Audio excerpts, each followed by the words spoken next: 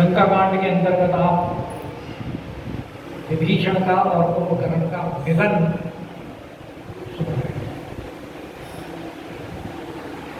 और मिलन इसलिए कहा जा रहा है कि दोनों भाइयों का ये अंतिम मिलन है। और इस मिलन में प्रथम पहल विभीषण की नहीं है। तो उसका एक तो कारण यही है कि अंतिम मिलन है, और दूसरा कारण है कि वो अपने प्रति जो उनके हृदय में रावण के द्वारा जो अपराध बोध किया गया है उसका निवारण करना चाहिए।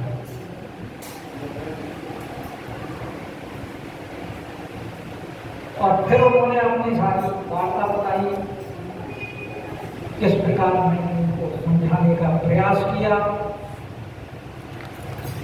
जो कि समस्त निश्चय कुल और उनके लिए कल्याण का मार्ग था।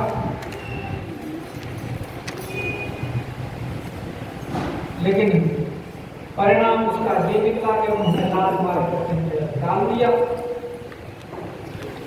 और इसीलिए फिर मैं राघवेंद्र सरकार की शरण में आ,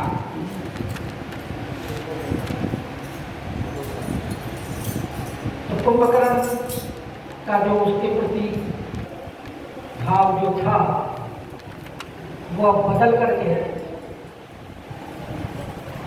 और विभीषण के प्रति कुंभकर्ण का प्रेम जागृत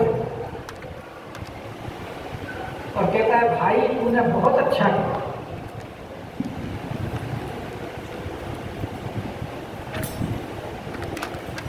क्योंकि रावण तो काल के बस हो चुका है, और जो व्यक्ति काल के बस हो जाता है उसे कोई भी बात ठीक जचती नहीं।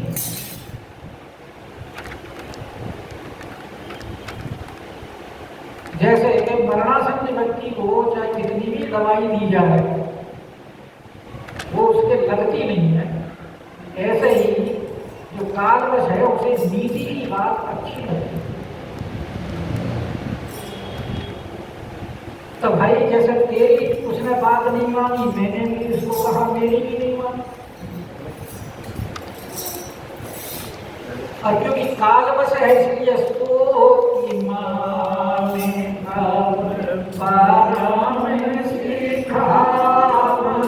अब वो परम सिखावट कैसे मानेगा, कल्याण की बात उसे अच्छी कैसे लगेंगे।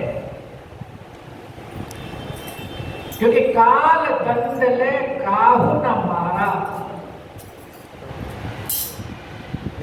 उसकी धर्म नीति विचार उनका अपहरण कर लेता है। वही रावण के साथ हो रहा है।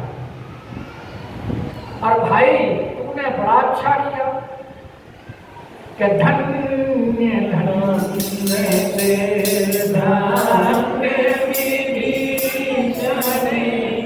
अरे भया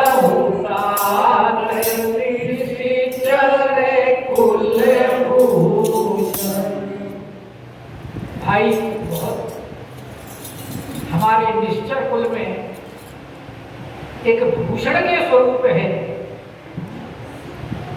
और कुंभकर्ण ने 3 बार विभीषण को धन्य धन्य कहा कि तूने तीनों लोक में प्रसिद्धि पाई अपने इस कार्य के द्वारा, और तीनों काल में प्रसिद्धि, भूत भविष्य वर्तमान, और तीनों लोग भू और स्वर्ग लोग और पाताल लोग, और हम तीनों भाइयों में तू ही एक धन्य हुआ, रावण, कुंभकर्ण और विभीषण। और भाई तू मन कर्म वचन तीनों भाव से जो उनके शरणापन्न हुआ है ये भी तेरी धन्यता है, इसलिए 3 बार तेरे को धन्य धन्य धन्य। और तेरे माता धन्य, तेरी पिता धन्य और तू धन्य।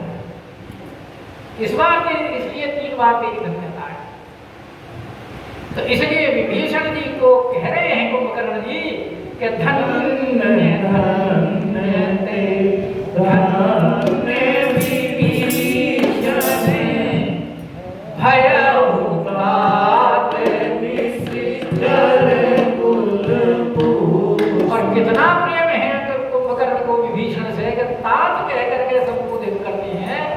कि तू हमारा जो निश्चर कुल है उस निश्चर कुल में भूषण हो। क्योंकि व्यक्ति की भूषणता, कुशलता, उत्तमता और प्रवीणता, चतुरता किस बात में है कि वो राम पदारविंद अनुरागी हो जाए। क्योंकि रावण भी नहीं हो सका, मैं भी नहीं हो सका, तू हो गया, इसलिए तू निश्चर कुलभूषण। और भूषण तो इसलिए भी हुआ कि आगे राम जी को कहेंगे कि त्रैलोक विभूषण, कि तूने जो शरण लिया वो त्रैलोक विभूषण के लिए है, जो तीनों लोकों में विभूषण है। तो कह रहे बंधु वंश से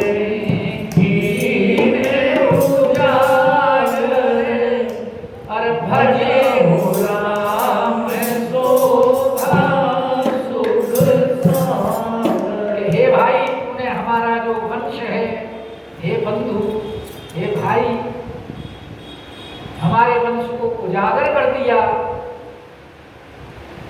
अब मेरी सिर्फ यही तुम्हें सलाह है कि तुम राघवेंद्र सरकार जो कि शोभा और सुख के समुद्र हैं, उनका भजन करो।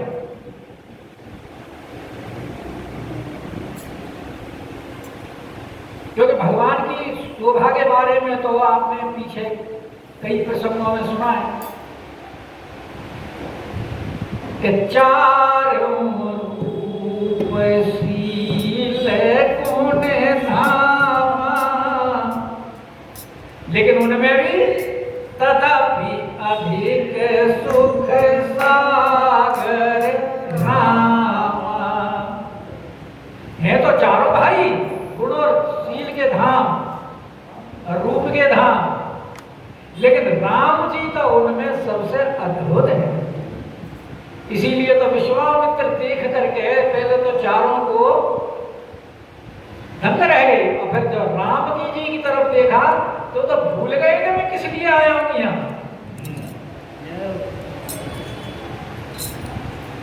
और तो और खरदूषण भूल गए कि भाई हमने बहुतों से युद्ध किया है, लेकिन हमने ऐसी सुंदरताई कहीं नहीं देखी। और शूर्पणखा ने रावण के को भी यही जाके बताया है कि हमने वहां जो वन में आए हैं दोनों बड़े सुंदर है, और उनकी स्त्री तो उनसे भी ज्यादा सुंदर। तो कह रहे भाई तुम उनका भजन करो कि भजियो राम शोभा। एक तो शोभा के तो समुद्र हैं, सुख के भी समुद्र हैं। अगर उनकी सेवा में लगे रहोगे तो सुख की कभी कोई कमी नहीं आएगी। लेकिन ये नहीं है कि अगर सुख आ जाए तो फिर सेवा करनी छोड़ दो।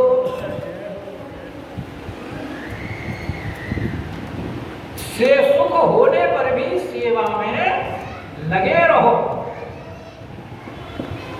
ये नहीं कि तुमको लंकेश बना दिया और जब तुम्हारा राज तिलक हो जाए, अब ये तो कुंभकर्ण को भी पता है कि रावण में और हमने बचना है। नारद जी के वचन से प्रतीति हो चुकी है। तो कह रहे हैं तुम उनकी सेवा करो, और कैसे सेवा करनी है वो बता रहे हैं कि वचन कर्म मन कपट तजी और भजे राम रणधीर। भजन कैसे करना है? मन से, कर्म से और वचन से। और उसमें एक कंडीशन है, कपट तजी। क्योंकि निशाचरों का जो स्वभाव होता है वो कपट करने का ही होता है। इसलिए वो कुंभकर्ण विभीषण जी को समझा रहे हैं कि भाई हम निशाचर हैं और हमारा स्वभाव है कपट करने का, तो सेवा करनी है तो कपट छोड़ करके करो। और सुग्रीव ने भी यही बात कही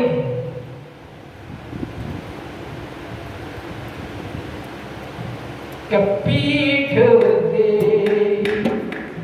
से और भानु पीठ से और आगी कि सूर्य का सेवन करे पीठ दे करके, भानु पीठ से और आगी, और अग्नि का सेवन करे छाती की तरफ से। लेकिन स्वामी सर्व भाव छल त्याग, वहां भी छल के बारे में कहा है कि छल को छोड़ करके स्वामी का सब प्रकार से उनकी सेवा करनी चाहिए। क्योंकि राम जी ने स्वयं कहा है, उस सुंदरकांड में आप पढ़ते रहते हो, निर्मल मन जन सोई मोहि कपट छल छिद्र न भाव। मुझे तो भाई निर्मल मन ही, कपटता मुझे पसंद नहीं है।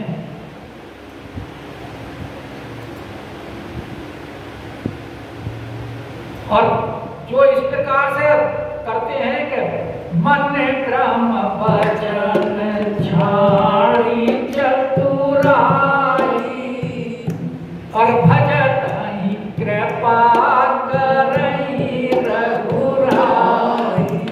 मन कर्म वचन से जो चतुरता को छोड़ करके और राम जी की जो सेवा करता है, तो राम जी तुरंत कृपा करते हैं। क्योंकि सुख का जो मूल है वो है भगवान की कृपा, और भगवान की कृपा को प्राप्त करने का साधन है चतुराई छोड़ो और मन कर्म वचन से उनकी सेवा करो। इसीलिए कुंभकर्ण जी विभीषण जी को कह रहे हैं कि वचन कर्म मन कपट गति और भजे राम और राम रणधीर की तुम भजन करो। राम जी को क्या कहा है? रणधीर। और इसलिए कह रहा है क्योंकि कुंभकर्ण को जब विभीषण ने अपने मन की बात बताई कि रावण ने मुझे लात मारी है और ते ही गलानी रघुपति भाई, मेरे हृदय से वो गलानी निकली नहीं है अभी तक। तो कुंभकर्ण ने विचार किया कि ये तो राम जी के पास उस गलानी की वजह से आया है, और कल को मानो उस गलानी का जो कारण है और वो समाप्त हो गया तो ये तो फिर पटरी मार जाएगा, रावण की तरफ हो जाएगा। रावण चला गया तो फिर पलटी मारने का मतलब कि इसके मन में ये हो गया भाई अगर रावण जो है युद्ध में जीत गया तो मेरा क्या होगा। तो कुंभकर्ण उसको समझाता हुआ कह रहा है कि राम जी रणधीर हैं, उनको हराने वाला कोई नहीं है, इसलिए उनका भजन करो कि वचन कर्म मन कपट गति और भजे राम रणधीर। और जो कि अब तुम मेरी आंखों से दूर हो गए कि जाहु न निज पर सूझ, ना तो अब मुझे अपना सूझ रहा है और ना कोई पराया सूझ रहा। निज और पर का अब मुझे भेद खत्म हो गया। अब क्यों भेद खत्म हो गया कि भयहु काल बस भी, कि मैं काल के वशी हूं।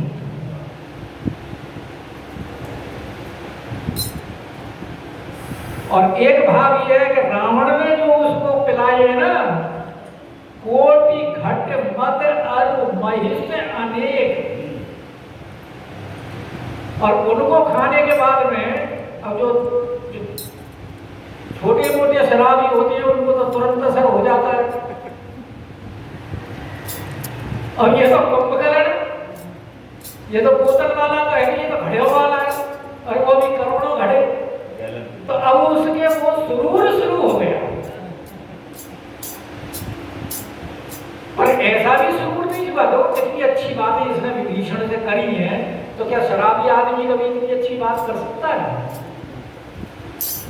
उसको शराब के साथ साथ रण का, युद्ध का मद है, रण मदवत है वो इस समय।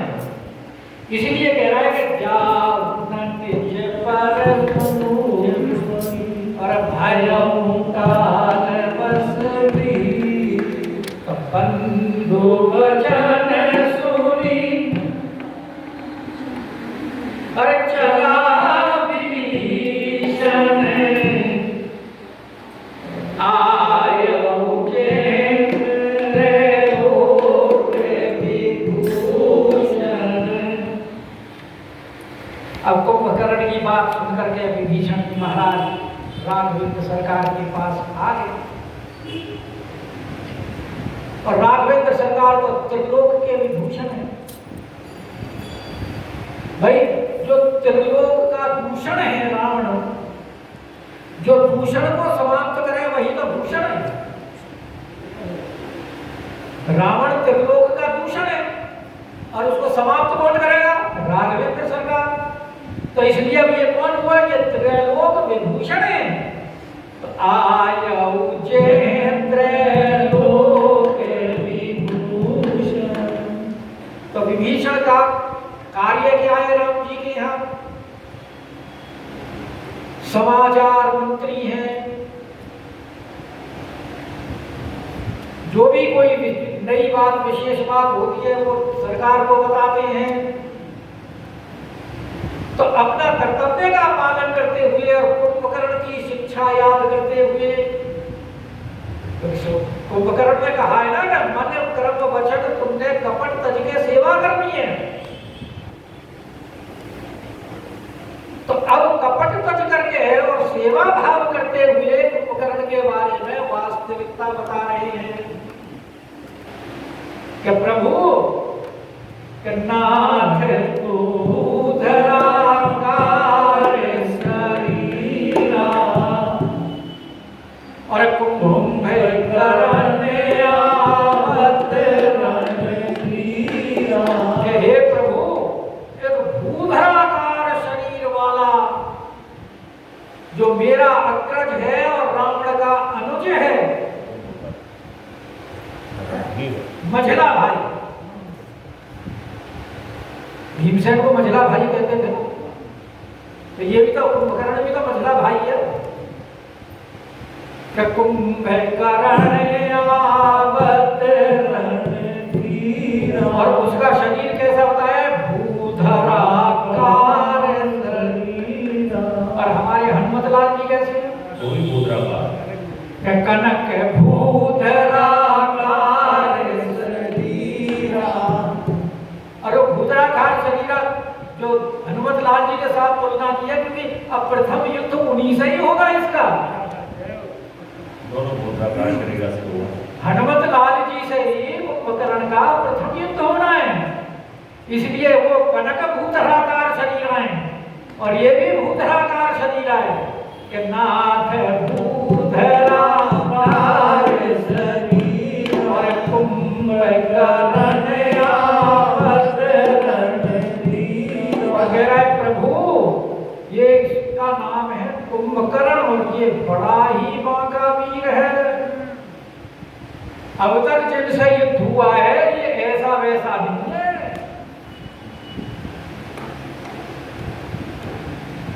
ये बहुत दुर्जय और दुर्मत योद्धा है। तो कहने का भाव क्या है कि विभीषण को भी सुग्रीव की तरह मन में चिंता हो गई है।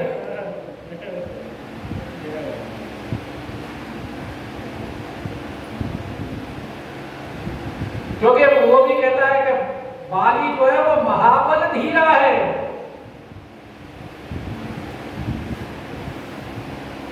तो तुम बाली से कैसे लड़ पाओगे? इसीलिए सुग्रीव ने राघवेंद्र सरकार की परीक्षा ली है के दुंदुभि अस्ति ताल दिखराए, और बिनु प्रयास रघुनाथ जाए। तो देखी अमित बल बाणी पीनी। और जब तक भगवान ने ये नहीं कहा था ना कि सब विधि घटव काज में तोरे, उसको संतोष नहीं हुआ था, इसलिए परीक्षा ली कि प्रभु कैसे घटोगे, वो तो महाबल धीरा है। तो जब भगवान ने अंगूठे से अस्थि ताल का जो पर्वत था दुंदुभि का, वो उड़ा दिया योजन दूर, तब देखी अमित बल बाणी पीन। तो जैसा जब सुग्रीव को विश्वास हुआ, यही बात यहाँ विभीषण के मन में भी आ रही है और कह रहा है कि कुंभकर्ण आवत रणधीर। और जब रावण के साथ युद्ध होगा तब भी विभीषण जी को यही शंका होगी कि रावण रथी रथ कि रावण के पास तो रथ है और हमारे आपके पास तो सरकार रथ ही नहीं है। फिर उस समय वहां सारा ज्ञान दिया है राघवेंद्र सरकार ने। तो यहाँ भी इनको थोड़ा सा शंका हुई है, इसलिए कुंभकर्ण के बारे में उन्होंने रणधीर शब्द का प्रयोग किया है कि कुंभकर्ण। हालांकि कुंभकर्ण स्वयं राघवेंद्र सरकार को रणधीर कह चुके हैं कि भजेऊ राम रणधीर, लेकिन कुंभकर्ण को भी विभीषण जी कम नहीं मान रहे, क्योंकि वो उनकी वीरता के बारे में जानते हैं। और वहां जब की जो वार्तालाप हो रही थी तो वहां वानर भालू सुन रहे थे। तो इतना कपिन सुना जब काना, अरे किले गिराए भाई बलवाना। तो उन्होंने अपना किलकिला यानी हर्षित ध्वनि करनी शुरू कर दी। और किलकिलाना जो है ये वानरों की हर्षित ध्वनि है, क्योंकि हनुमान जी भी जब आए हैं समुद्र लाद करके, तो सबद किलकिला कपिन सुनावा, और हर्ष सब विलोकी हनुमान। क्योंकि भगवान का इनका जो शब्द किलकिला है इसलिए प्रसन्न हुए कि हनुमान जी कार्य करके आए हैं भगवान का। और यहाँ भी एक किलकिला है सारी कि किलकिलाई धाये बलवाना। और इनको इसलिए भी प्रसन्नता हुई कि पिछला युद्ध ये जीत चुके हैं, और जीतने वाले को तो प्रसन्नता होती ही होती है। तो लिए उठाई बिडप अगर विभीषण ने बता ही दिया है कि आ रहा है तो चलो, अब रुकने का क्या, अब विलंब के ही कारण कीजिए। अब तो विलंब का कोई कारण ही नहीं है।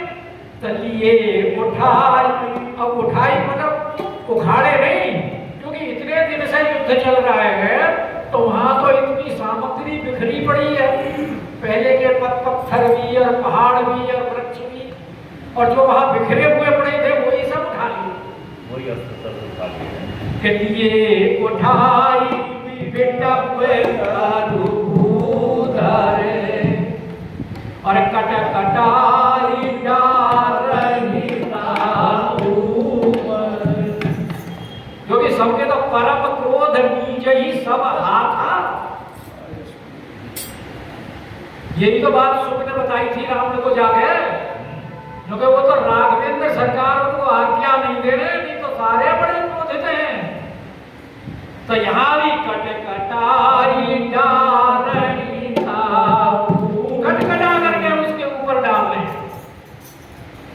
अब यहाँ जो विभीषण को जो यहाँ संशय हुआ था उसका कारण इस युद्ध से प्रतीत हो रहा है कि वो कुंभकर्ण है कैसा, कि कोटि कोटि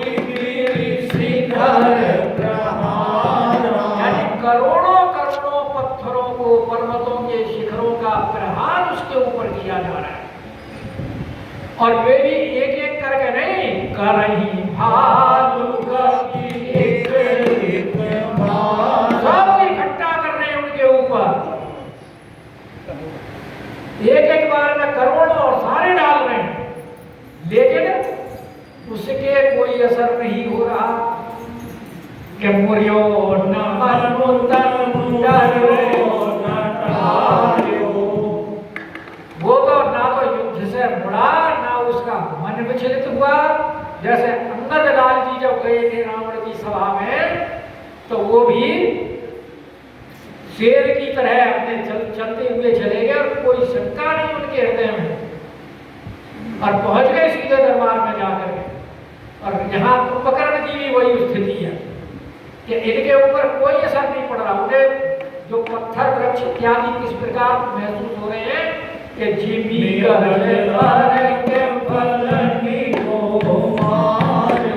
जैसे मदार के फलों को अगर हाथी के ऊपर मारा जाए तो हाथी के कोई असर नहीं होता, क्योंकि मदार का जो फल होता है वो बहुत हल्का होता है, उनको रुई सी तो होती है और होता ही क्या है।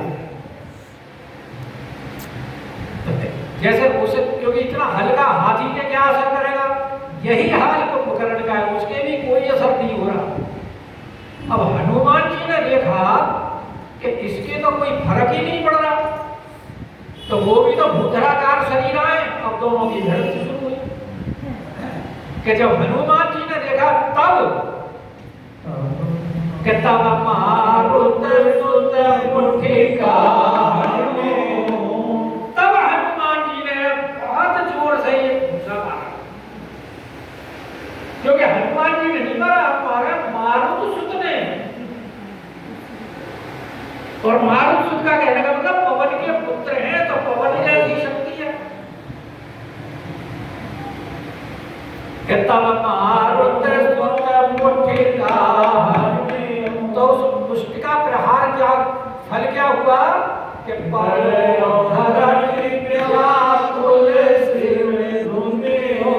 तो वो व्याकुल होकर के पृथ्वी के ऊपर गिर गया। लेकिन गिरा नहीं रहा, तुरंत उठ कर खड़ा हो गया, क्योंकि है वो भी तो रणधीर ना। तो उठते ही फिर उसने पुनी उठते ही मारे हनुमंता, अब घूसा लगाया हनुमंत जी के।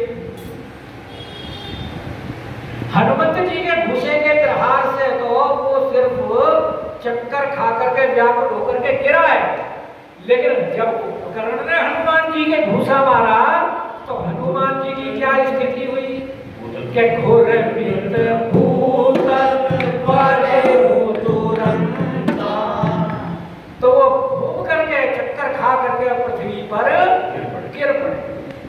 और कुंभकर्ण तो तुरंत उठ गया था, लेकिन हनुमंत लाल जी नहीं उठ पाए। अब दोनों के बल का तुलना में आप करिए, हमें बताने की आवश्यकता नहीं। और जब देख लिया कि हनुमान जी तो गिरे पड़े हैं, तो और जितने भी बाकी सेनापति थे कि